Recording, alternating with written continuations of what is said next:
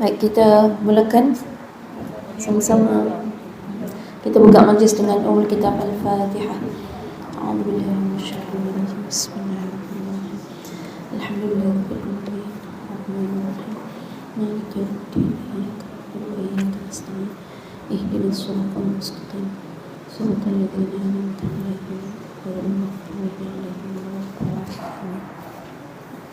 Amin amin ya rabbal alamin. A'udzubillahi minasyaitonir rajim. Bismillahirrahmanirrahim.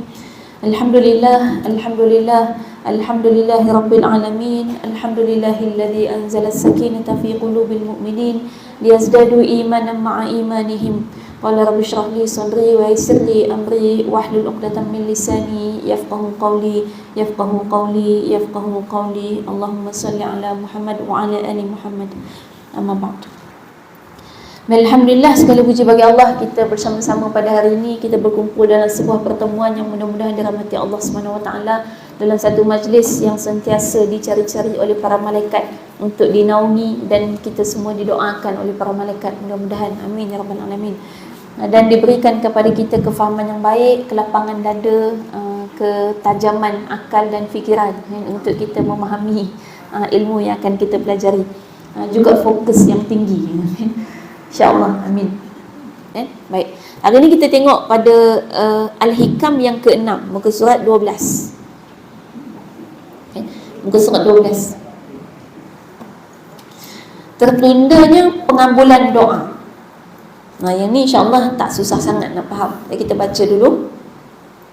La yakun ta'akhuru amadil ata' ma'al ilhahi fid du'a mujiban li'asika fahuwa dhamina lak. فَوَّ ضَمِنَ لَكَ الْإِجَابَةِ فِيمَا يَخْتَارُهُ لَكَ لَا فِيمَا تَخْتَارُ لِنَفْسِكَ وَفِي الْوَقْتِ الَّذِي يُرِيدُ لَا فِي الْوَقْتِ الَّذِي تُرِيدُ. Terlambat datangnya pemberian Allah meski sudah dimohonkan berulang-ulang.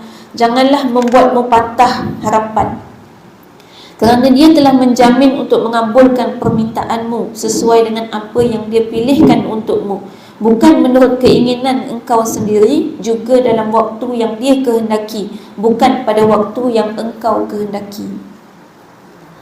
Baik, ini tentang doa, kan? Makbulnya doa adalah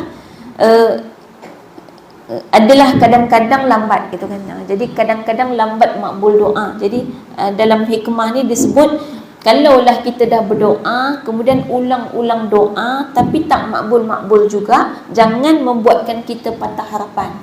Jangan sampai kita rasa kita dah berpuluh-puluh tahun dah doa tapi tak dapat-dapat, kan? Kenapa tak makbul-makbul? Kita dah doa kat tempat mustajab, pergi Mekah sampai 10 kali doa yang sama, tak makbul-makbul juga. Doa kat tempat-tempat mustajab ni, usaha masuk Hijri Ismail, kan, duduk dekat makam Ibrahim, duduk dekat Pancung Mas tu, semua kita nak sampai langgar, semua orang nak pergi cium juga Hajar Aswad. Dan kita kata, habis nak juga benda tu sunat dah. Orang perempuan ni, dia punya pahala tu kat situ lah. Pahala kita tu banyak menahan keinginan-keinginan kita untuk beramal, sebab dia ada batas-batas yang tak sesuai untuk wanita, kan? Itulah pahala kita. Orang lelaki dia tak ada, dia batasan dia macam hampir, orang kata dia nak buat apa tu tak banyak batasan, gitu. Dan sebab dia punya tempat memang di luar, jadi di luar tu dia nak buat apa saja, itu tak banyak batasan dia. Batasan dia cuma sekadar hukum hakam, gitu, batasan yang sama dengan kita. Tapi kalau wanita ada banyak batasan, kan? Jadi ada ibadah, contoh macam sahabat Nabi, dia jumpa dengan Nabi, minta, ya Rasulullah, orang lelaki ni dapat pahala berjihad di jalan Allah, pergi medan perang, dapat mati syahid, kami nak juga. Semangat ni nak buat amal. Nabi kata, cukup bagimu haji sebagai jihad kamu.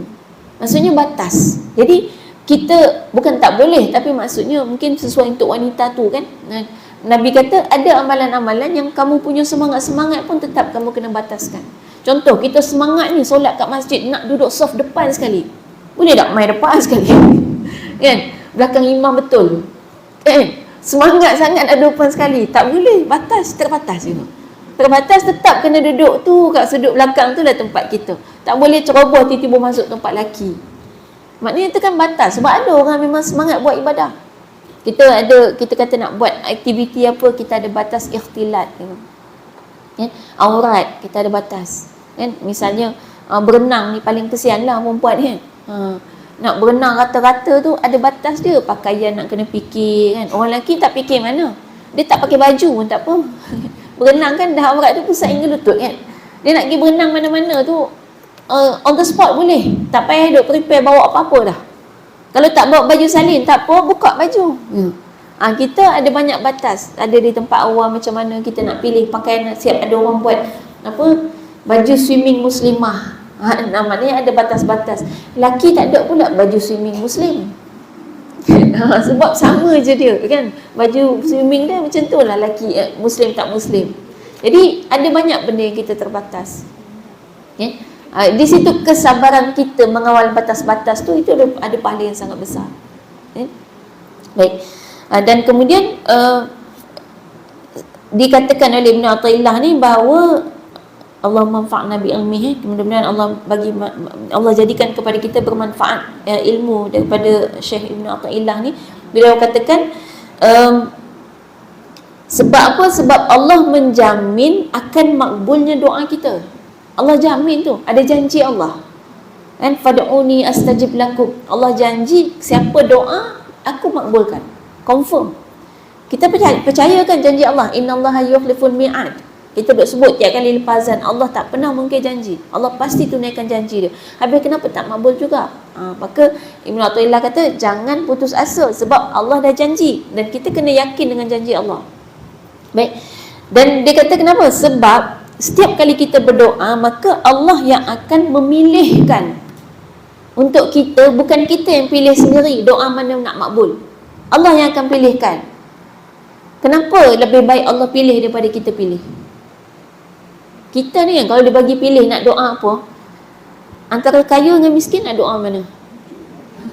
Kaya. Ada siapa nak minta miskin? Tak ada. Antara menderita dengan bahagia nak pilih mana? Bahagia. Ada yang nak minta menderita? Ya Allah, aku terlalu bahagia, ya Allah, deritakanlah hidupku. Ada? Tak ada kan? Kita memang tak nak kan? Ataupun antara tenang dengan gelisah, ada yang nak minta gelisah? Tak ada. Maknanya doa kita sekata je, Allah tahu dah. Semua orang nak hot best-best je. Bila kita katalah kita bagi pilihan kan, antara nak bahagia dunia ke akhirat, semua orang pilih dua-dua. Kita kata tak, kena pilih nak dua-dua juga. Satu je. Kita akan jawab, kan Allah bagi, boleh dua-dua. Nak juga ke? Ada je jawapan nak juga dua-dua, dunia akhirat juga. Jadi, maka dengan itu kita tahu juga tidak semua benda-benda yang kita minta nak tadi tu kan, kita nak kaya, nak bahagia, nak tenang, nak semua tu, itu sesuai untuk semua orang. Tak semua. Tak semua orang sesuai dengan semua tu. Jadi ada yang tak sesuai dengan kita tapi kita tak tahu. Semua orang ingatkan kalau kita kaya bagus. Tapi tak semua orang kaya jadi bagus. Ada yang kaya jadi hajah bakhilah. Lebih baik miskin kan, lebih selamat kan. Dan yang jadi haji bakhil kan. Itu maknanya tak sesuai kaya untuk kita. Ada orang yang bahagia dia lalai. Maknanya bahagia tak sesuai untuk dia. Lebih banyak pun macam tu. Lebih banyak orang yang bahagia dan lalai dibanding dengan orang yang bahagia dan tidak lalai, itu tak banyak. Yang bahagia tak lalai tak banyak. Kebanyakan lalai. Yang kaya dan ingat Allah tu tak banyak juga. Sebab tu dalam syurga dengan neraka tu, orang miskin lagi banyak dalam syurga. Orang kaya lagi banyak dalam neraka. Kalau gitu baik miskin lah. Tapi tak nak lah, nanti tak cukup nak beli ni, tak ada duit. Tak, tetap lebih baik kaya. Sebab orang kaya kalau masuk syurga, dia masuk level tinggi. Cuma masuk level tinggi, duduk atas-atas. Orang miskin kalau masuk, dia bawah-bawah. Kenapa? Sebab dia tak dapat bagi manfaat ke orang lain. Duit dia untuk dia seorang je. Dia ada sikit je duit kan. Kalau dia ada RM5, macam mana dia nak bagi makan satu kampung? Kan? Dia tak boleh. Dan kecuali dia boleh bagi manfaat pada orang lain dalam keadaan dia miskin. Macam mana cara, dia kena fikir lah. Tapi maksudnya orang yang ada di syurga level atas ni adalah orang yang lebih banyak bagi manfaat pada orang lain. Jadi harta yang banyak boleh bagi manfaat kepada orang yang lebih banyak. Tapi tak banyak orang kaya macam tu. Kebanyakannya kalau dah kaya, yang kita fikir nak tukar kereta baru. Kan? Dah duit banyak, tukarlah kereta besar sikit. Takkan duit banyak jutawan pakai kereta Myvi kot. Kan kita fikir baru je jadi jutawan semalam, takkan kereta Myvi lagi. Tambah-tambah nanti kalau bawa Myvi orang layan lain. Tak sama tau, orang layan kereta Myvi dengan kereta Alphard tak sama. Saya ada dua-dua dan saya rasa layanan yang berbeza di jalan. Bahkan di tempat parking, di pejabat, di mana-mana memang beza. Tapi saya suka je pakai kereta kecil, motor kan. Motor lagi lain kan. Saya sebenarnya nak cuba membina hati dalam perasaan ni. Tinggi rendah kita sama je. Pakailah kenderaan mewah ke kenderaan buruk ke apa, perasaan kita sama je. Itu nak kena latih. Duduklah rumah macam mana pun, kita dia layan macam mana pun, orang layan kita baik pun kita okey, orang layan kita tak baik pun kita okey. Tu perasaan tu nak kena latih. Orang tak kenal kita ni, orang layan kita kasar.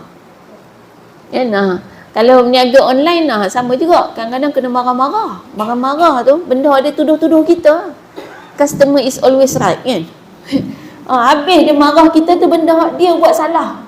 Dia salah pilih, dia marah kita. Dia tak baca description, dia kata kita buat barang tak ikut saiz.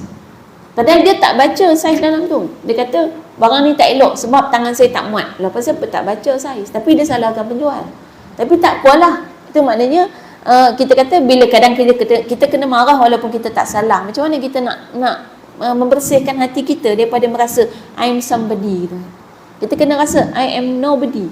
Kita bukan siapa-siapa. Kita hanya hamba Allah. Jadi cuba macam katalah masa PKP itu kan banyak orang hilang kerja, ekonomi tu jatuh kan. Boleh tak kita rasakan okey, tak ada duit pun okey, ada duit pun okey, ada duit memang okey lah. Tu nak bagi rasa, bukan kita jangan rasa dulu aku ada duit banyak ni 3,000 dapat gaji, lepas tu bila tak ada kerja hilang, tak ada duit susahnya hidup. Tak, kita bukannya hilang 3,000, kita hanya kembali kepada asal sebab dulu kita tak ada kerja pun. Siapa yang lahir-lahir terus dapat kerja? Yang lahir-lahir terus je dah ada label lah, ini cikgu sekolah menengah kebangsaan. Tak ada, lahir semua tak ada apa pun. Jadi kita hanya kembali kepada asal. Ya.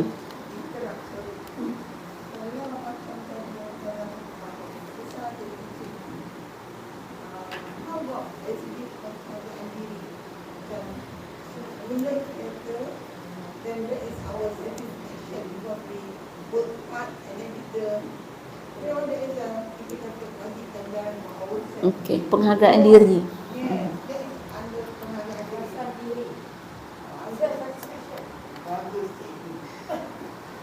Kepuasan diri, okey.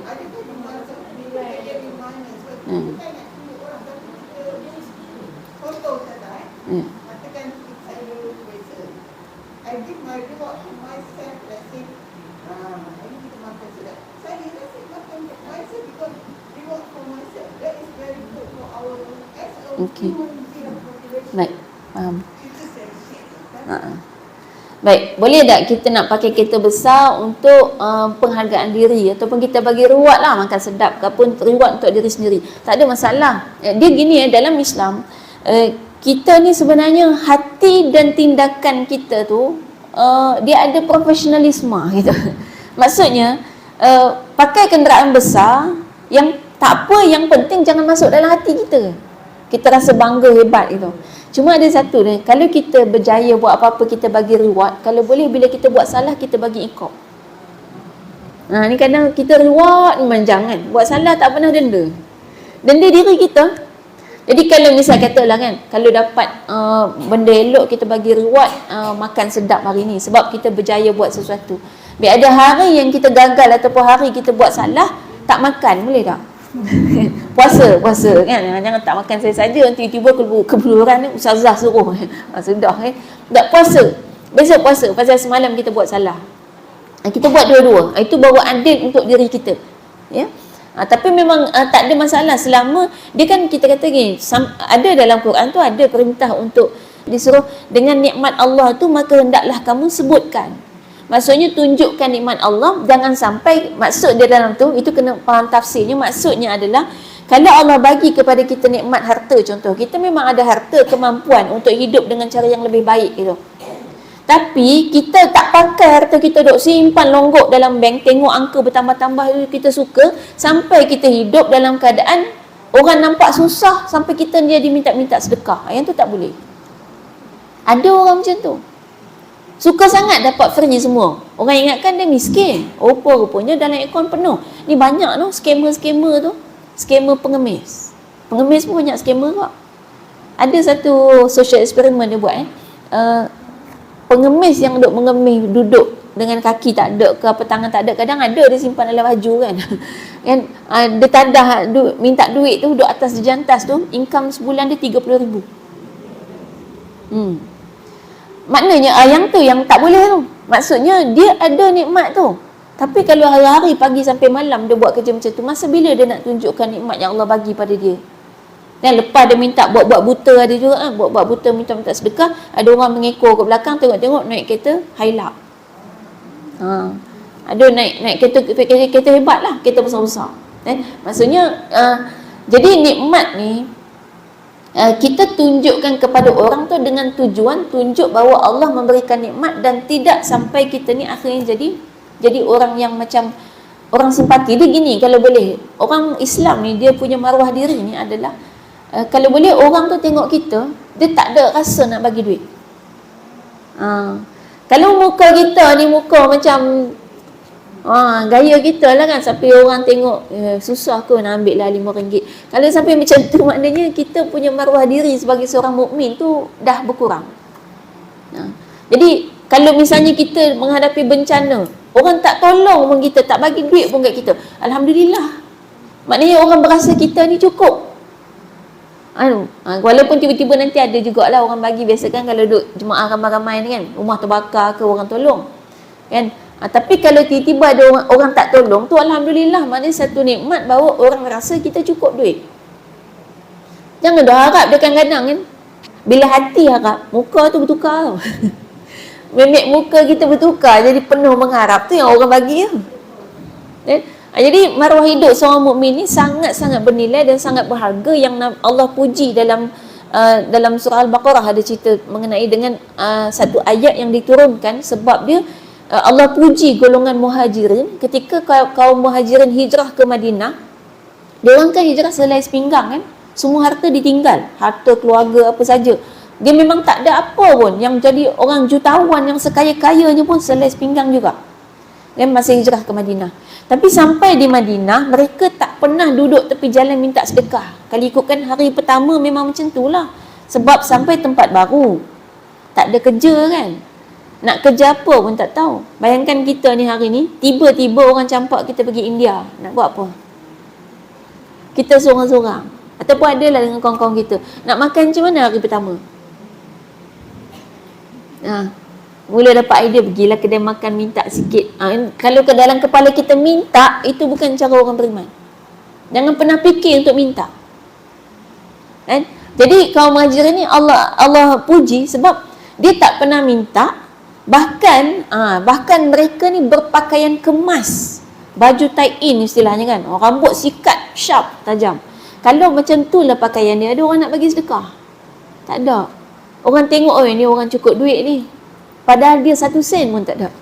Tempat tinggal pun tak tahu lagi nak duduk mana. Dan itu Allah puji. Lepas tu muka kita ni jangan nak buat muka simpati sangat. Kan, lepas tu pakai selekeh-selekeh bagi nampak macam tak cukup baju kan. Baju ni bertampal sunnah. Tapi jangan bertampung-tampung. Sunnah. Nabi tampal baju. Tapi tampal tu ada kaedah lah. Ada teknik dia. Jangan tampal ambil kain buruk, koyak, lepas tu gam kan. Nampaklah baju bertampal-tampal, nampak buruk. Tak, tampal tu bagi comel sikit.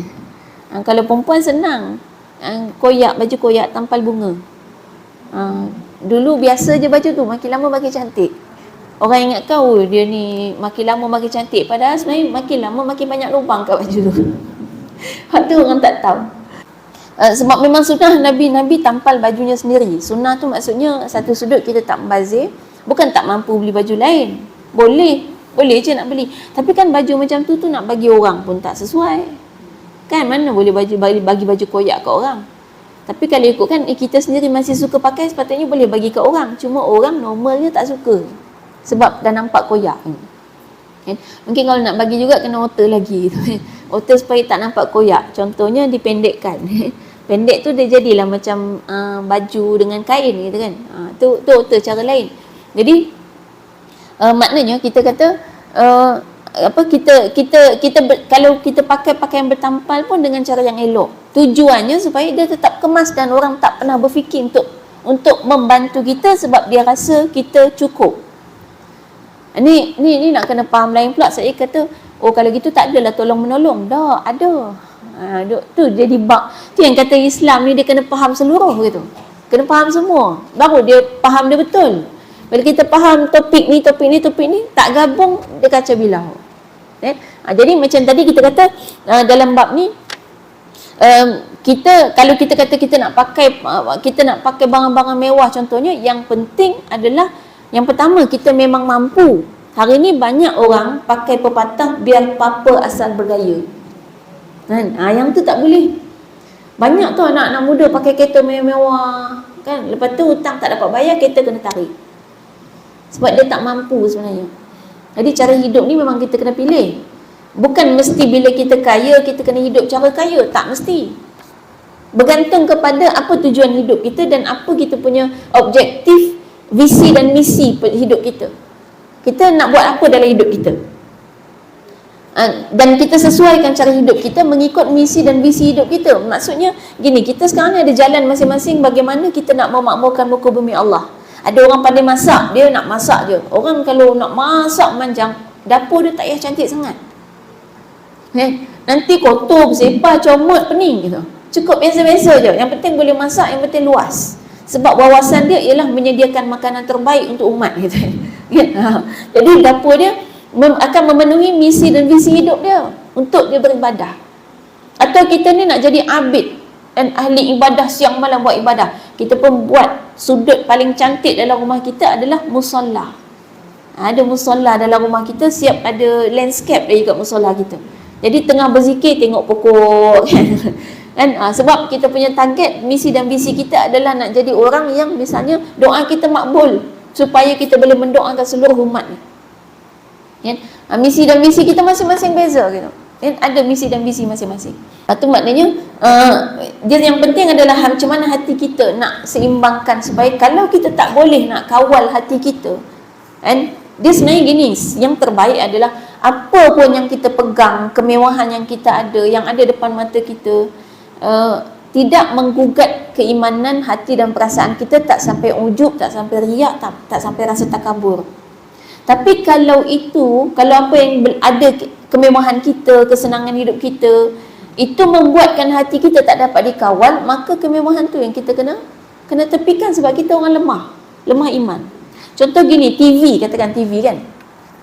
Kita ada TV besar kan. Sekarang TV kan 1-2 meter kan. Macam wayang dah kat rumah kan. Baik. Tu ada. Okey. Tu TV besar ni kat masjid lah. Kadang-kadang kat rumah ada orang pakai TV besar ni kan. Kita ada TV besar katakan.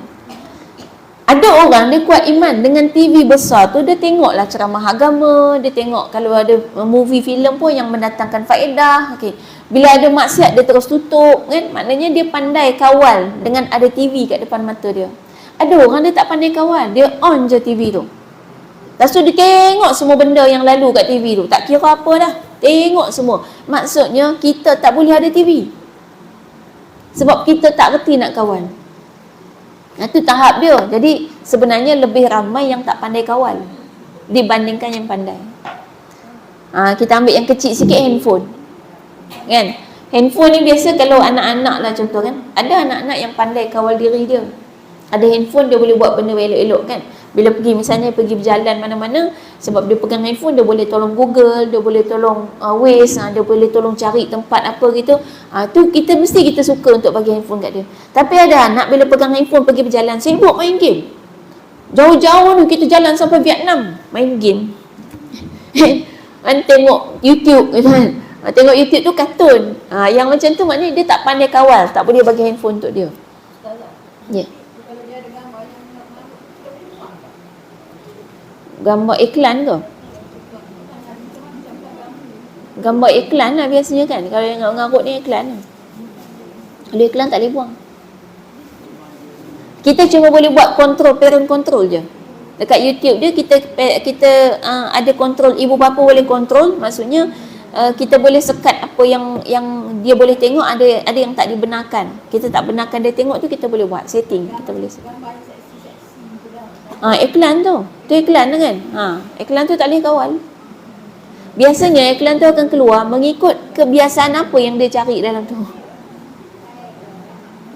Memang susah. Memang kita kata tu yang sampai orang kata zaman sekarang, kalau ada orang selamat daripada dosa mata tu, itu kira hebat luar biasa. Jadi ada orang dia boleh tengok tu, kebanyakannya orang boleh tengok macam tu, dia akan klik, dia akan pergi lebih jauh. Makin lama makin dahsyat. Sebab tu banyak kes zina sekarang. Daripada benda-benda macam tu lah asal dia. Dan kebanyakan orang tak pandai kawal. Yang boleh kawal ni tak ramai. Sebab tu yang Islam ajar, kaedah dia, kalau macam orang barat, dia kalau nak kawal benda-benda macam tu, dia buat parenting control, dia kawal. Ibaratnya kalau ada lubang, dia tampal. Islam dia tak ajar macam tu. Kalau Islam dia ajar, kalau ada lubang, cari punca kenapa lubang tu berlubang. Maka selesaikan punca dia, lubang tu jalan tu tak akan berlubang lagi sampai bila-bila. Sebab punca dah selesai. Jadi tadi dalam Islam kaedah dia, kalau budak tu tak pandai kawal, maka yang kita kawal tu bukannya kita sekat, pegang handphone, semua tu dah, itu kemudian cerita. Tapi dari awal kita dah bagi dia kekuatan jiwa, keimanan, kita bagi bisikan-bisikan rohani istilahnya, kita bagi satu guideline, garis panduan hidup. Yang tu yang Islam bagi tu. Itu yang ada dalam pendidikan Islam. Sampai dia akhirnya pandai kawal, atau kalau dia terlepas pun, kita boleh anggap dia terlepas. Bukan sengaja untuk melepaskan dia tu, bukan sengaja untuk buat benda tu. Dia mungkin adalah ketika-ketika dia setan berjaya gitu kan, ataupun nafsu dia membesar kan. Mengatasi iman dia, ada ketika-ketika. Tapi paling kurang dia dah ada panduan asas. Itu cabaran untuk pendidikan masa kini gitu kan. Dulu ada cabaran juga kan, tapi beza cabaran. Bukan kata sekarang makin teruk, sekarang makin susah. Tak, dulu susah juga. Dulu mak-mak ni tak boleh lebih berat badan. Tahu pasal apa? Sebab nak cari anak tu kalau hilang kat sungai, kat dalam bendang kan, dekat dalam kandang orang, masuk dalam hutan, mak kena cari. Mak nak cari, nak berlari, nak kejar anak tu, mak kena sihat. Zaman sekarang mak cari anak dalam bilik je, atas katil. Kan? Sama dia tak bangun-bangun ataupun duduk dengan handphone dia. Jadi memang cabarannya susah. Kalau dulu misalnya kita katalah tak jumpa dia, ada orang kampung jumpa. Kan? Yang sekarang ni yang susahnya, dia duduk dalam bilik, ingatkan duduk elok-elok, rupanya satu dunia dia pergi, lagi teruk pada dulu. Dulu paling kurang masuk reban orang kan, reban ayam ke, masuk bendang, masuk sungai, masuk parit gitu. Sekarang ni masuk rumah orang dalam handphone kan, masuk lagi teruk, lagi susah, dan tak boleh nak kawal. Kena pula kita rabun dah. Handphone depan mata kita, dia duduk tengok benda pelik, kita tak nampak kan, rabun, tak nampak dia tengok apa gitu. Jadi cabaran ada tapi berbeza kan? Berbeza, dan itu berlaku beza tu bukan zaman kita je. Kita duk rasa zaman kita sebab kita hidup zaman ni. Kita tak pernah hidup zaman-zaman Nabi, zaman Sayyidina Ali dulu. Sayyidina Ali tu pernah cakap, Sayyidina Ali kata, didiklah anakmu mengikut zamannya. Kenapa Sayyidina Ali boleh cakap macam tu? Sebab sejak zaman tu lagi memang beza pun zaman mak bapak dengan zaman anak-anak. Tak boleh dibandingkan, memang beza. Tak pernah ada dunia mana-mana yang zaman mak dia sebiji sama dengan zaman anak. Tak. Sebab manusia ni sifat dia sentiasa berkembang, bukan mengembang. Kan? Pemikiran kita tu berkembang. Pemikiran kita tu tak boleh tengok satu benda tak puas hati, kita akan buat benda baru gitu. Sebab manusia tu macam tu. Maka kita nak kata kreatif, inovatif, progresif, aktif gitu kan. Itu manusia. Binatang lain, tengok kucing kita tu, kalau kita tak bagi rumah kat dia, agak-agak umur berapa baru dia ada rumah sendiri? Sampai mati tak ada kan. Sebab binatang memang tak ada fikiran macam tu. Kalau kita tengok buaya daripada zaman dia mula diciptakan tu sampai zaman sekarang, gitu lah dia. Manusia dah pakai handbag kulit buaya, buaya tak pakai handbag kulit orang. Sebab dia memang tak berkembang. Itu memang sifat haiwan. Tapi kalau manusia sifat dia lain. Manusia memang sifat dia berkembang, sentiasa berfikir nak buat benda baru. Kita tak akan puas hati dengan benda sedia ada. Itu yang sifatkan manusia ni, kalau ada satu lembar emas nak lagi. Memang itu software kita lah, Allah bagi dah. Chips dalam badan kita tu memang diciptakan itu sifatnya. Menyebabkan tak mungkin akan berlaku generasi anak-anak kita sebiji macam kita. Kalau sebiji macam kita, makna takut silap alam kita. Duk alam haiwan. Kan?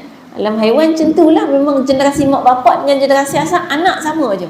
Deraci cucu, cicit sampai 7 keturunan, macam tu lah dia. Dia tak pernah ada monyet bertukar jadi orang. Itu dia, maknanya itu hakikat dia. Okay? Zaman Sayyidina Ali lagi-lagilah nampak dah. Sebab Sayyidina Ali masa kanak-kanak itu zaman siapa memerintah? Masa Sayyidina Ali kanak-kanak, siapa yang memerintah masa tu? Nabi Muhammad SAW kan? Lepas tu Sayyidina Abu Bakar kan aman damai tu umat Islam masa tu kan? Zaman Sayyidina Ali memerintah apa jadi? Maknanya zaman tu zaman Sayyidina Ali dewasa, umat Islam pecah belah tu, Syiah mula muncul zaman Sayyidina Ali.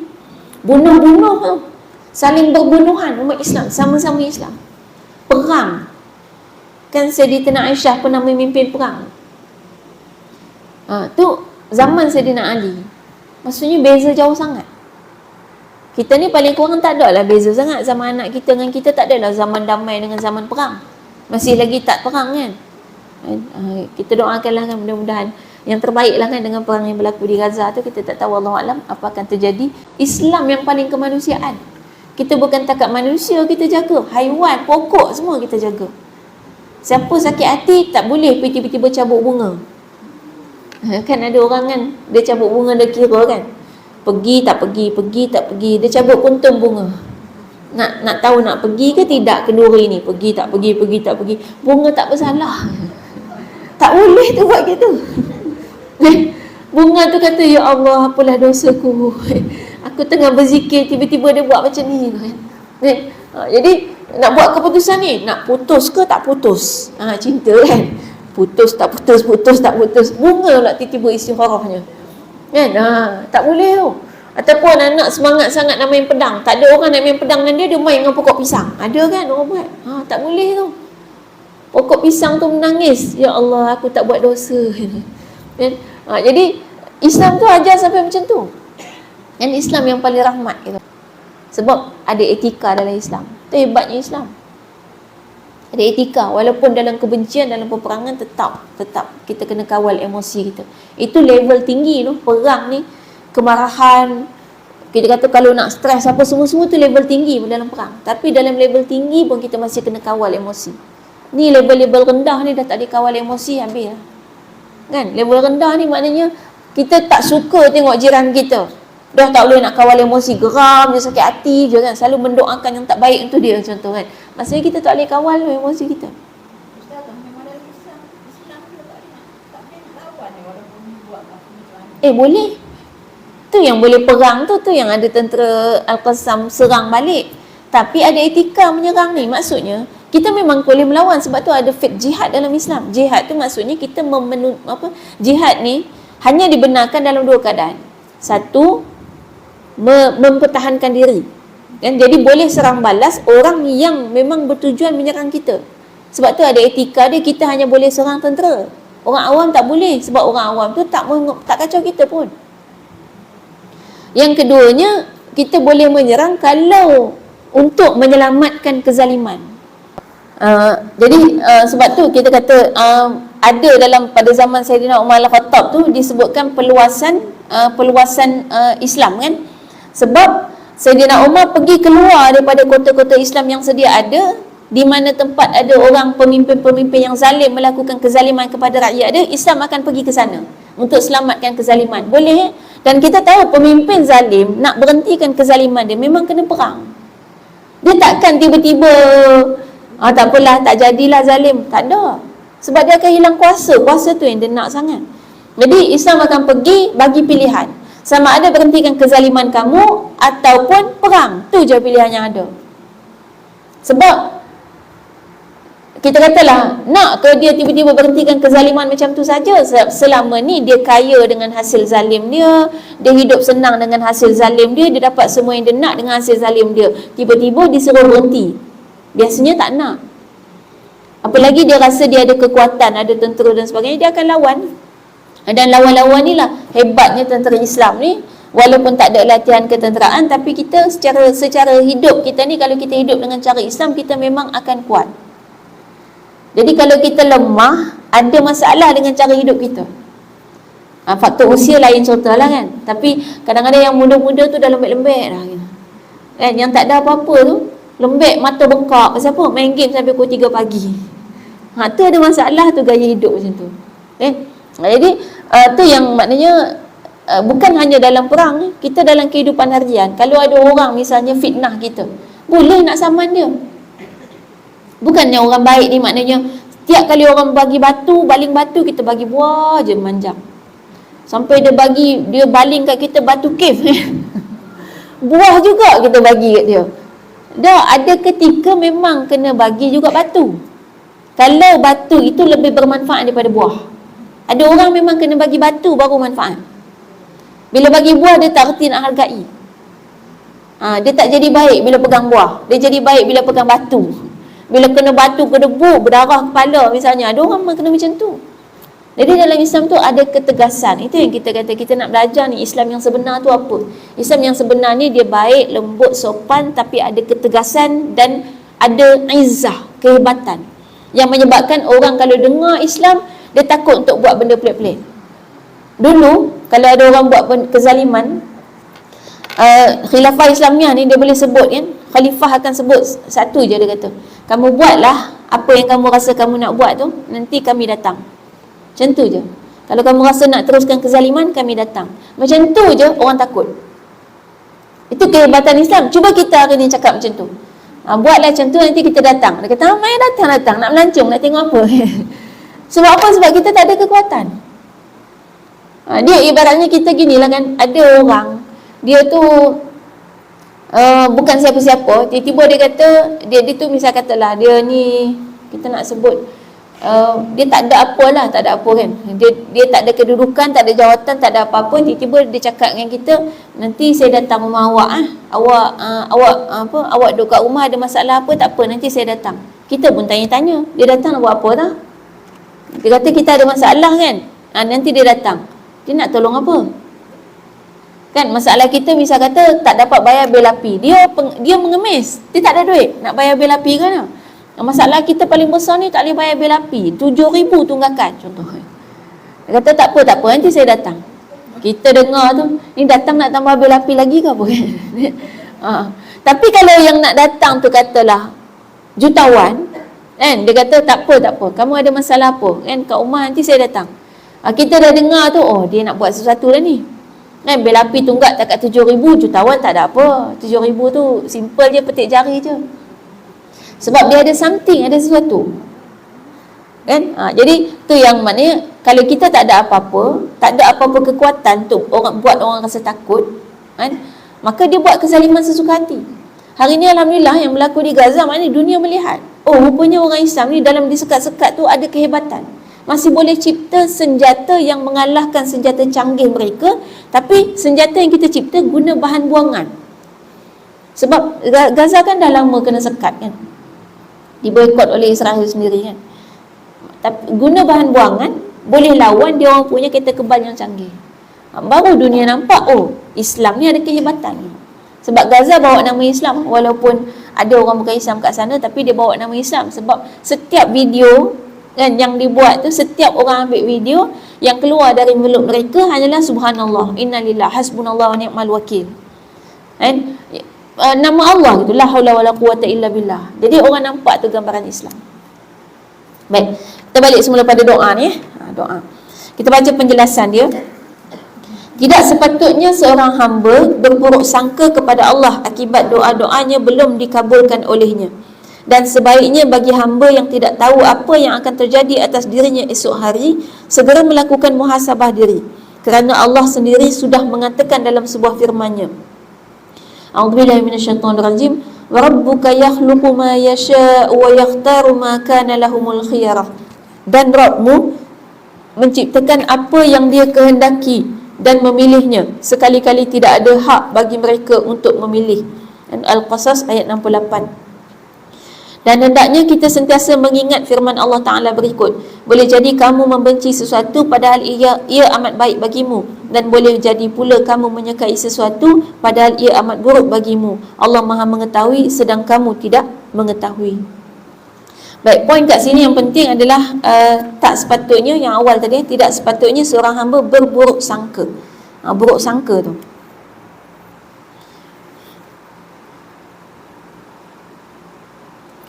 sebab kita ni tak tahu tentang apa yang akan terjadi kepada diri kita esok.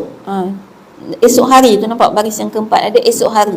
Jadi esok kita tak tahu apa akan jadi pada kita esok. Patut kita suudzon dengan Allah, kata tak makbulkan doa kita. Suudzon kan, sangka buruk. Sangka buruk dengan Allah ni dosa. Kan? Sedangkan kita ni esok nak jadi apa pun kita tak tahu. Siapa boleh pastikan besok apa akan berlaku kepada kita? Kita mungkin boleh merancang kan, besok kot hari Ahad nak pergi berjalan ke, ada nak datang kelas ke, kan? Tapi apa akan jadi kita tak tahu. Kan? Contoh orang kalau misalnya accident, dia pernah plan tak? Ada tak orang accident memang plan nak accident?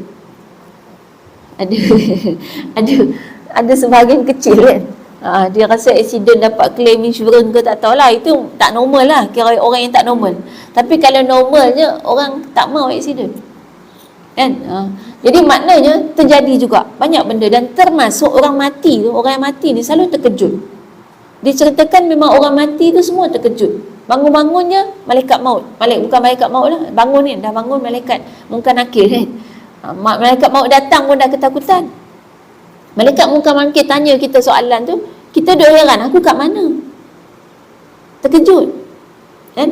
Jadi maknanya sebab apa? Sebab kita tak tahu apa akan berlaku dekat kita esok kan? Kejap lagi pun kita tak tahu jadi apa. Siapa yang tahu dari rumah kalau masuk kelas ni sekali terlena kot dalam kelas? Ada tak kita sedar? Ada tak kita rasa memang akan terlena? Kita tak tahu kan? Saya pasti yang datang lena dalam kelas ni dia bukan saja. Kalau saja mesti bawa bantal. Jadi memang tak plan kan. Waktu kita maafkan ni. Tapi maknanya maknanya kita kena kita kata saya habiskan ayat ni. Maknanya kita kata bila kita tak tahu apa akan berlaku, kenapa kita nak bersangka buruk kepada Allah dalam keadaan Allah tak makbulkan doa kita sebab kita anggap apa yang kita nak tak dapat. Kan? Ya. Boleh tak kita rasa kita macam bukan tanya, kenapa Allah tak tolong orang tasbih? Kena seksa orang dengan orang kan dah bertahun. Padahal ada orang selalu berdoa dengan Quran semua kan. Itu jawapan dia ada kat sini. Kita baca sambung bawah. Bawah ni masih lagi kata Syekh Ibn Athaillah. Tadi kan hikmah yang ke-6 ni, jadi hikmah ke-6 ni ada pecah dua. Tadi yang awal kita baca, yang kedua kat bawah ni kita baca dulu untuk menjawab persoalan tadi. Kenapa Allah tak makbulkan? Kita ada tanya kan, kenapa Allah tak makbulkan yang dekat Gaza padahal dia orang dah betul-betul beriman pada Allah, jaga, berdoa macam-macam. Kita satu umat Islam, satu dunia berdoa semua, tapi kenapa tak makbul? Baik, kita baca dulu jawapan sini. La yushakkikannaka fil wa'di adamu wuqu'il maw'ud wa in ta'ayyana zamanuhu li alla yakuna dhalika qadhan fi basiratik wa ikhmadan li nuri sariratik. Tidak terlaksananya sesuatu yang dijanjikan oleh Allah, janganlah sampai membuatmu ragu terhadap janji Allah. Terhadap janji Allah itu. Ini agar tidak mengabulkan basirahmu, iaitu pandangan mata hati, dan memadamkan nur, iaitu cahaya hatimu. Nampak tak? Tidak terlaksananya sesuatu yang dijanjikan oleh Allah, jangan sampai membuatkan kita ragu dengan janji Allah. Nanti akan ada kat huraian dia lah. Tadi kan persoalannya, kenapa tak makbul tu kat Gaza? Ini kan maknanya tak makbul ni. Bila tidak makbulnya janji Allah, padahal Allah janji kemenangan Islam. Allah janji. Kalau kamu tolong agama Allah, Allah akan tolong kamu.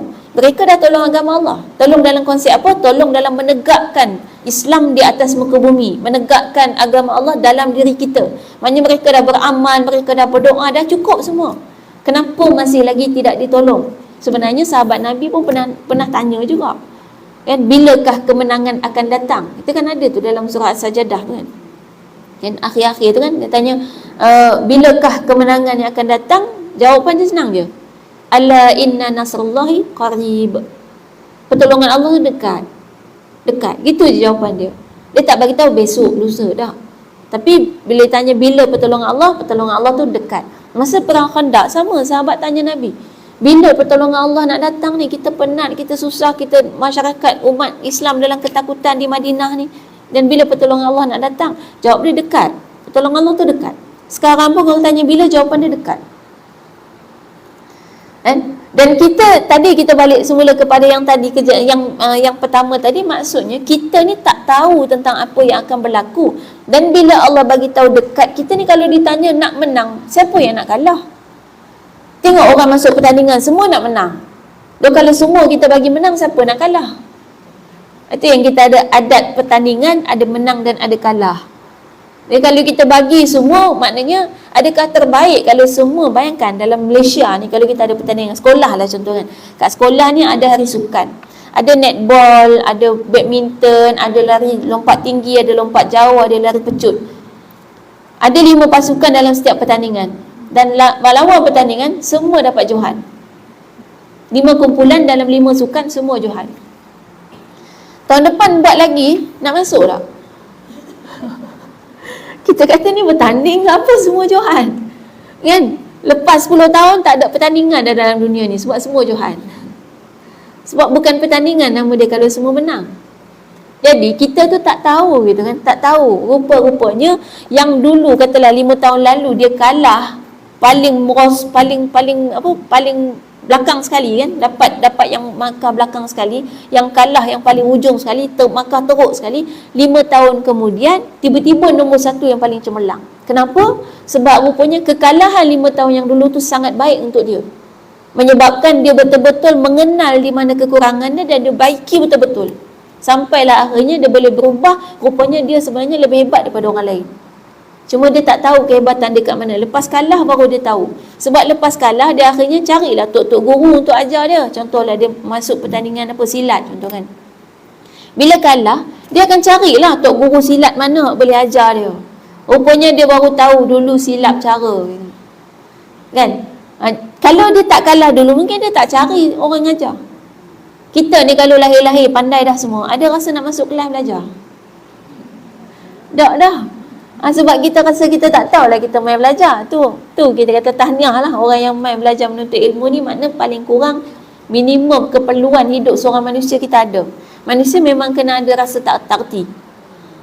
Kalau manusia dia rasa dia reti semua, itu masalah paling besar. Itu yang bahasa kita panggil apa? Bodoh sombong. Bahasa Arab dia jahil murakab. Tak tahu kata kita tak tahu, tak reti kata kita tak reti. Jadi tak pernah belajar tapi duk berasa reti semua.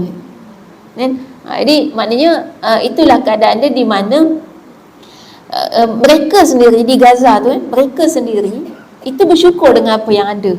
Sedangkan dia yang menghadapi kan kematian anak, kematian orang yang disayangi kan, kehilangan anggota badan, kehilangan harta, susah tak boleh makan.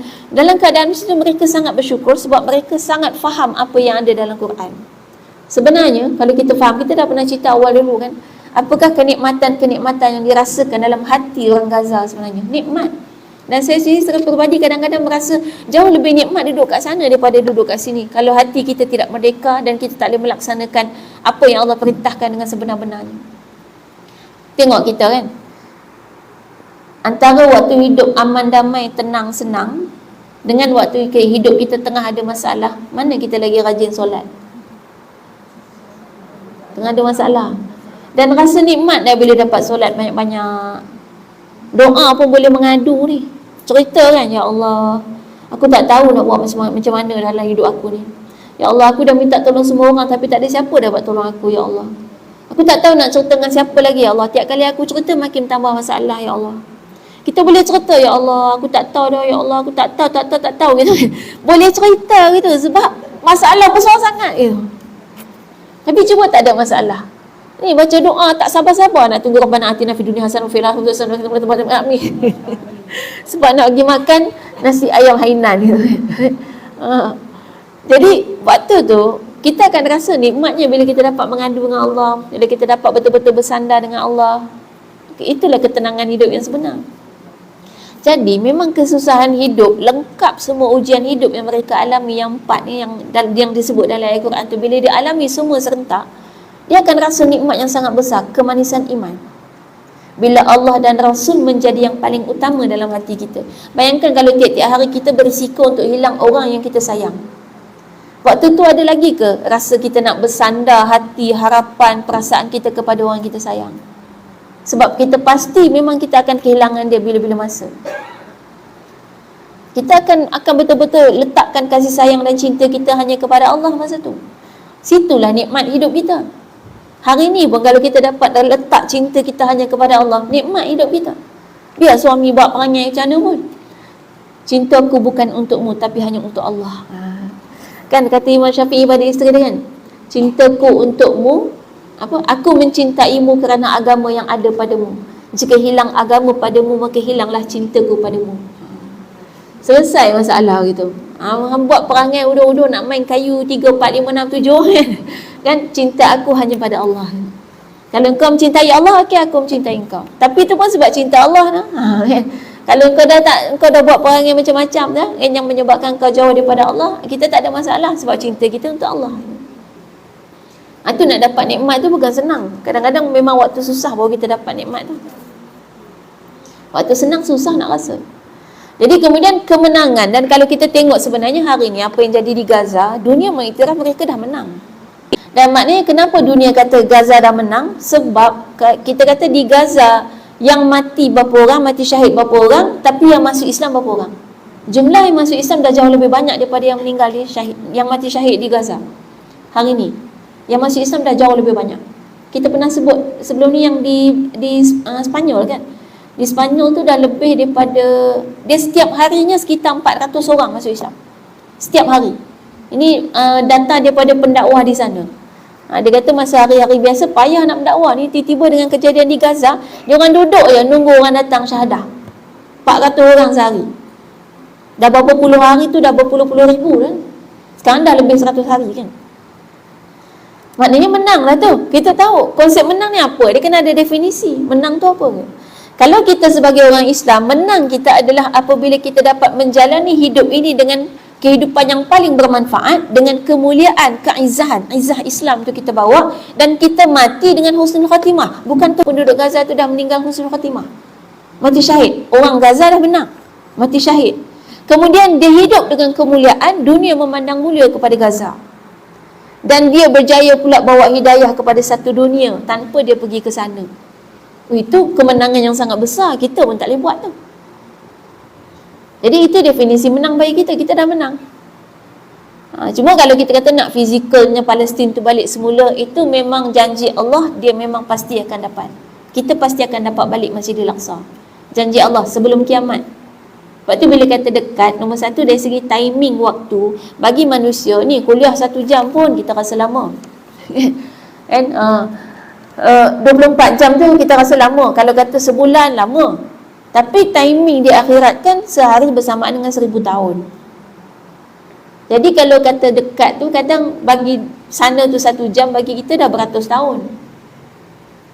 Jadi maknanya memang dekat lah. Allah kata dekat. Kita yakin dengan janji Allah. Jadi yang penting adalah fokus. Sekali lagi fokus kepada apa yang kita perlu lakukan dalam doa. Doa ni kalau sampai kita berdoa, lepas tu tak dapat-dapat. Ni dah baca kunut nazilah, ada doa semua, tapi tak menang-menang juga bagi kita. Kita rasa tak menang-menang lagi. Jangan sampai kita rasa putus asa, doa aku tak makbul ke. Jangan sampai ada prasangka Allah tak dengar doa kita. Sebab janji Allah, Allah akan makbulkan. Cuma makbul ada 3 cara kan. Macam mana cara dia? Yang pertama, dapat apa yang kita nak. Yang kedua, diampunkan dosa kita. Yang ketiga, digantikan dengan sesuatu yang lebih baik. Jadi ada banyak kan benda dalam hidup kita ni yang tiba-tiba kita dapat kan. Kita tak jangka tiba-tiba dapat. Itu termasuk kadang-kadang mungkin ada doa kita, doa lain, tapi Allah ganti dengan benda lain yang lebih baik daripada apa yang kita dapat, apa yang kita minta. Maknanya memang Allah makbul dengan cara yang paling yang paling sesuai untuk kita. Allah yang pilihkan. Kenapa Allah yang pilihkan? Kita tanya, kita nak kita pilih ke kita nak Allah pilih? Ada orang nak juga yang kita pilih, tu balik cari sendiri. Kenapa kita nak Allah pilih? Sebab Allah yang maha mengetahui kan apa yang terbaik kan. Allah lebih tahu apa yang terbaik untuk kita. Kita ada keyakinan tu sebab kita tahu Allah yang mencipta kita. Dia paling tahu tentang diri kita. Kita tak kenal diri kita ni. Yang kita pernah sebut, siapa tahu ada berapa keping urat saraf dalam badan kita? Tak tahu. Allah yang cipta kita, dia tahu. Dulu kita tahu berdasarkan tu, padahal Allah maha mengetahui. Jadi Allah bagi kita perintah makan dan minum yang baik-baik. Baik kita ikut wahyu, itulah yang terbaik untuk kita. Sebab Allah lebih tahu. Yang malangnya dah berpuluh-puluh tahun dah kita salah makan. Kan? Dah kena penyakit, dah tak boleh buat apa, dah tak boleh patah balik. Dan Allah maha mengetahui. Allah bagi kita puasa tu lah paling kurang tak teruk sangat. Orang Islam ni kalau sakit tak teruk sangat, insya-Allah, kalau kita betul amalkan cara hidup Islam. Puasa syarat dia buka puasa dan sahur cara yang Islam ajar. Banyaknya tak juga. Buka puasa 5 hidangan kan. Tu maknanya tak ikut cara juga. Makan sampai tak boleh bangun. Tu yang tak sihat-sihat juga. Tak kena cara. Baik, jadi konsepnya bila berdoa, penuhi je apa syarat dan adab dalam berdoa. Ini banyak tu, saya tak cerita semualah. Syarat doa ada 15, adab berdoa ada sekitar 10. Nak cerita semua tu 15 sejam setengah lagi. Antaranya lah, antaranya kita boleh sebut dalam syarat berdoa ni, doa tu yang pertama tak boleh bertentangan dengan ginilah, tak boleh doa benda pelik-pelik. Senang. Contoh kan, ya Allah, turunkanlah ayam dari langit. Contohnya. Nak dari langit gitu kan. Ya Allah, aku teringin sangat nak makan unta kan. Datangkanlah unta depan mata aku sekarang. Itu kan pelik-pelik tu. Dan walaupun tidak mustahil untuk Allah buat, kan? Tak mustahil, Allah boleh buat. Banyak pun terjadi sebelum ni, tapi tak boleh minta benda macam tu. Ya? Ataupun yang keduanya minta benda yang tujuannya maksiat. Kan? Ya Allah, aku ni nak mencuri, ya Allah, permudahkanlah projek aku hari ni. Itu tak boleh. Kan memang nak pergi buat salah dah, solat hajat lagi siap kan. Solat hajat, permudahkanlah, bagilah orang sebelah, orang kat rumah tu tidur semua. Bagi aku senang nak angkut handphone dia, TV dia. Itu tak boleh. Ataupun ada orang nak mengumpat, siap doa, ya Allah lancarkan lidahku untuk mengumpat ustazah hari ni. Contoh Astagfirullahaladzim. Contoh kan, ni nak bagi ingat tu yang buat contoh pelik-pelik tu kan. InsyaAllah tak ada lah jemaah buat macam tu kan. Baik, kemudian ada lagi misalnya kita doa dalam keadaan kita berdoa tapi melalaikan kewajipan yang lain. Doa je lepas tu tak solat. Dari Zuhur sampai Asar berdoa.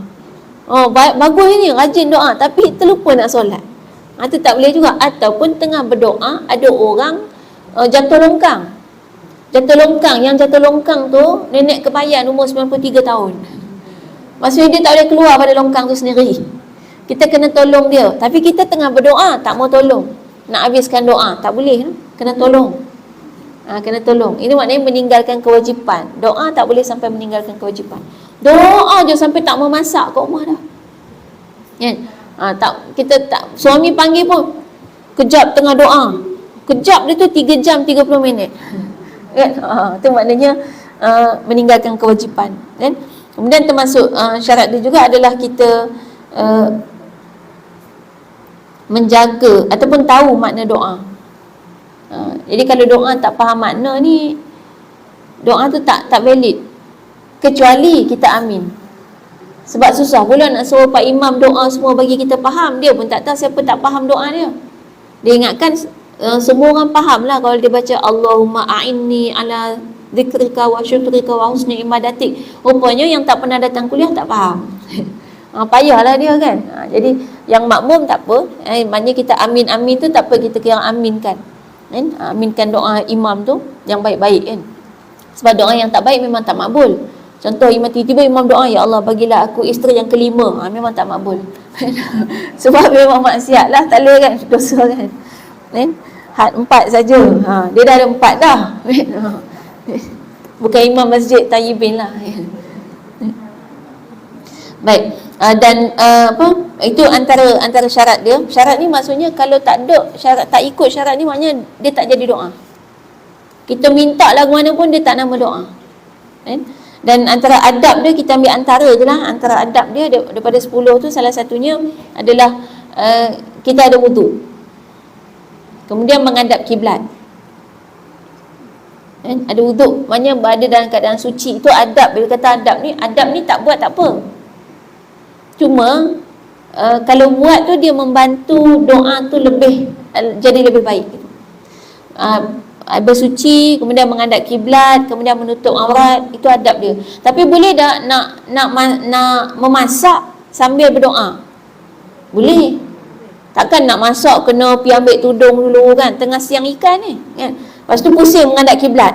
Kiblat pula terbalik singki kan. Menyiang siang ikan luar singki, jadi kot lain pula. Pasal apa ni siang kat atas lantai? Nak menghadap kiblat gitu. Nak doa ni mudah-mudahan ikan ni berkat gitu. Tak perlu, boleh doa kat situ tanpa kita penuhi adab-adab ni. Adab-adab ni masa tertentu je lah. Kemudian adab ni kita tadah tangan, itu adab juga. Cara tadah tangan macam-macam gaya kan. Cuba tadah tangan masing-masing, kita nak tengok. Jangan takut, tak apa, kita belajar kan.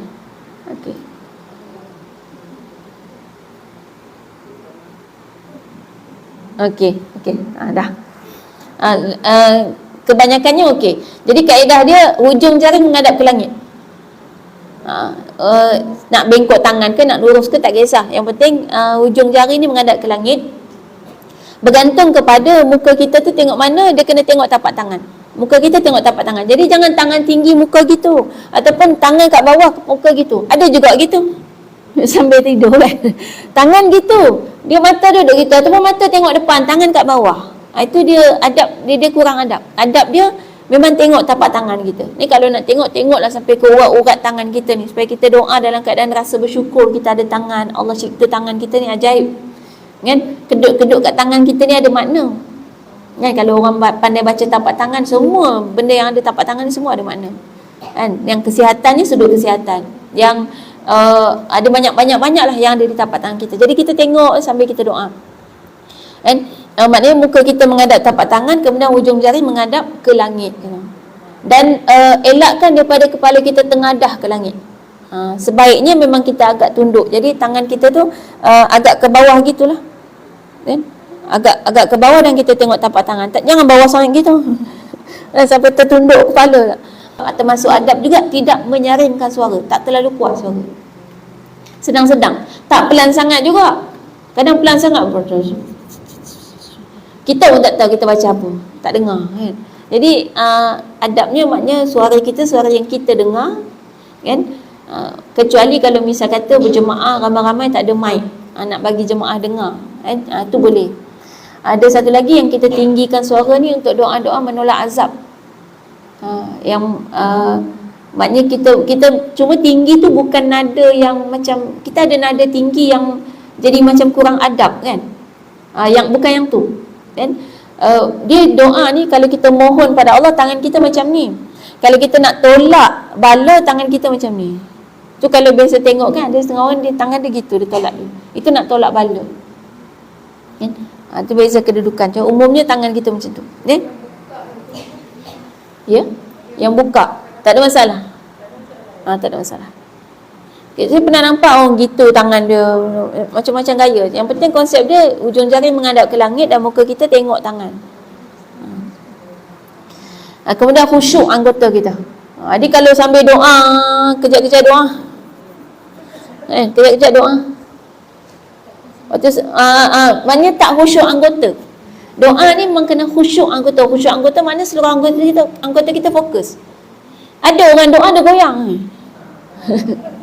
Kalau dia goyang tak sedar, tak apalah. Ada juga orang terlalu khusyuk sampai bergerak sendiri anggota dia, kan. Tapi kalau goyang tu sebab nyamuk banyak, kan, nak halau nyamuk dia goyang, tu macam tak khusyuk, kan. Zikir memang kadang-kadang tergerak sendiri badan tanpa kita sedar pun. Dia badan kita memang ada keupayaan untuk bergerak sendiri, ada ilmunya juga tu. Contoh kan, kita tarik nafas kan. Tarik nafas ni, kita selalu tarik nafas angkat, ya. Kita yang angkat tangan kita kan. Sebenar-benarnya tarik nafas yang betul, tangan tu terangkat sendiri. Kalau nak belajar masa mana boleh kot, kalau nak belajar lah, kan. Sebenarnya kita tarik tu sampai tangan kita tu, kita tak rasa pun, kita tak ada beban yang kita angkat tangan kita, dia naik sendiri. Kita tak tarik nafas, tangan dulu yang diangkat tu yang penat tu. Kan, sebenarnya dah, kan? Jadi bila kita kata tangan tu boleh bergerak sendiri dengan tarik nafas, apalagi bila zikir kan ada pernafasan, kan. Dan orang banyak berzikir dan terutama baca Quran, itu boleh menguatkan jantung. InsyaAllah kalau selalu baca Quran tiap-tiap hari, kan, apalagi 1 juzuk sehari, tu insyaAllah jantung kita tu sihat. Dia ada beberapa senaman yang boleh menguatkan jantung, kan, antaranya berkuda dengan berenang. Tapi baca Quran pun menguatkan jantung dengan syarat waqaf ibtidaknya betul. Kalau waqaf ibtidak dia ikut suka hati, tak jadi juga. Sebab dia kuat jantung tu masa kita tahan nafas. Jadi tahan nafas kan kena ada teknik, kan. Teknik tu yang membantu menguatkan jantung kita. Kan? Tu sikit sebanyak yang kita bincangkan hari ni. Dalam huraian yang untuk poin yang kedua tadi kita tak baca, kan, cuma kita jelaskan je. Cuma ada satu firman Allah muka surat 14 tu, kita tengok sikit firman Allah. Ingatlah bahawa sesungguhnya pertolongan Allah itu amat dekat. Ini kata ala inna nasrallahi qarib. Jadi keyakinan kita bahawa pertolongan Allah itu dekat. Dan Nabi Allah Subhanahu Wa Taala juga jelaskan dalam surah Al-Isra ayat 11 bawah tu, dan adalah manusia itu bersifat tergesa-gesa. Ini semua ayat untuk muhasabah diri kita. Ni yang kita duk kata pasal apa tak makbul-makbul, sebab penyakit kita ni isti'jal. Semua nak cepat. Jadi kalau lambat sikit je kita dah rasa napa lah tak makbul-makbul. Ni ada satu lagi. Ulama ni kan, sebagai penutup, ulama pernah berkata kan, kalau doa kami makbul, kami bersyukur sekali. Kami sangat bersyukur. Kan? Tapi kalau doa kami tidak makbul, maka kami bersyukur dengan banyak-banyak. Kami sangat banyak bersyukur. Jadi maknanya, kalau orang yang faham konsep doa ni, kalau makbul kita bersyukurlah sebab Allah makbulkan. Tapi kalau tak makbul, lagi bersyukur. Sebab, satu, dalam tempoh kita menunggu doa kita makbul, itu ibadah, dapat pahala. Itu kan kalau tahu ilmunya, baru kita lega. Tak makbul-makbul ni dah doa kat Kaabah, semua macam-macam dah kita buat. Tak makbul juga. Rupanya tempoh kita menunggu doa tu dapat pahala. Pahala free je. Orang lain tidur tak dapat pahala, kita tidur dapat pahala. Sebab setiap kali tidur mengharapkan supaya bangun tidur berlaku keajaiban, makbul doa. Tapi tak dapat-dapat. Maka doa kita makbul. Kemudian ad-doa huwal ibadah. Doa tu sendiri ibadah. Setiap kali kita ulang-ulang doa kita, setiap kali itu kita akan tambah ibadah. Jadi tak ada apa-apa kalau tak tahu nak buat apa sambil berjalan ni, nak berdoa pun tak apa. Ya Allah permudahkanlah langkahku, ya Allah ringankanlah langkah kakiku, ya Allah. Dah tak tahu nak zikir apa kan, doa pun tak apa. Doa tu ibadah. Jadi selagi kita ada benda nak doa, maknanya itu nikmat. Sebab ada orang dia tak tahu nak doa apa. Ada orang pernah tanya soalan, Ustazah, saya boleh tak saya nak solat hajat tapi saya tak tahu nak minta apa dia. Lepas tu kata kenapa nak solat hajat tak tahu, tak sampai tak tahu nak minta apa tapi nak solat hajat juga dia. Yalah solat hajat kan dapat pahala. Tapi tu kenapa tak tahu nak minta apa? Sebab rasa semua dapat dah dia. Maknanya bila kita tahu apa benda kita nak minta dengan Allah tu nikmat tu. Sebab ada orang berasa tak tahu nak minta apa. Dia boleh je tak tahu nak minta apa, doalah ya Allah aku tak tahu nak minta apa, bagilah apa-apa pun. Boleh je. Tapi Allah kata ni cincai sangat doa ni. Kan? Dia doa ada yang cincai, ada yang bersungguh. Yang bersungguh dia kena detail sikit. Kan? Dia detail tu kan. Contoh kalau kita kata doa nak minta masakan sedap, contoh kan. Boleh je doa kan, ya Allah bagilah makanan ni sedap. Tu tak detail. Cuba detail, ya Allah bagilah ikan 3 rasa ni, ada rasa pedas, ada rasa manis, ada rasa masam. Tu detail. Detail macam tu kita nak doa dengan Allah. Kan? Ya.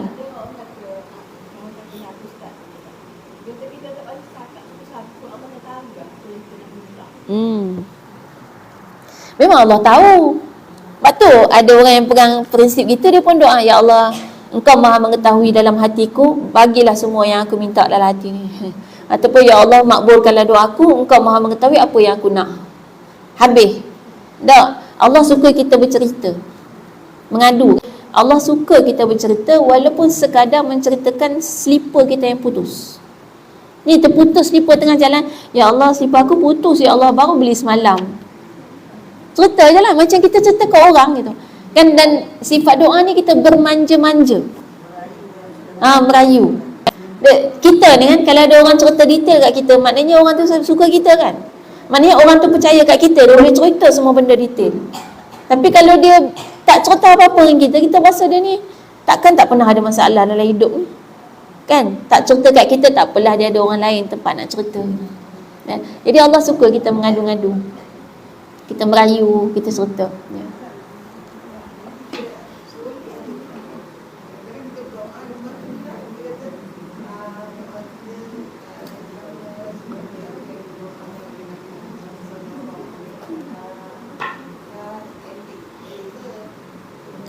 Boleh tak kita doa seperti apa? Dengan Nabi Muhammad SAW.